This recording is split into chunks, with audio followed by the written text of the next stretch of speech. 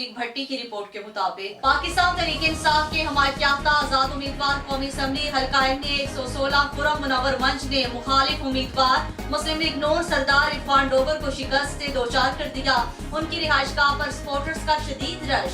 पाकिस्तान तहरीक इंसाफ के हमायत याफ्ता आजाद उम्मीदवार कौमी असम्बली हल्का ने 116 खुर्रम मुनव्वर मंच ने 1,34,959 वोटों के साथ अपने मुखालिफ उम्मीदवार मुस्लिम लीग नून सरदार इरफान डोगर को शिकस्त देकर शानदार फतह हासिल कर ली है। उनके मुखालिफ उम्मीदवार सरदार इरफान डोगर ने 90,000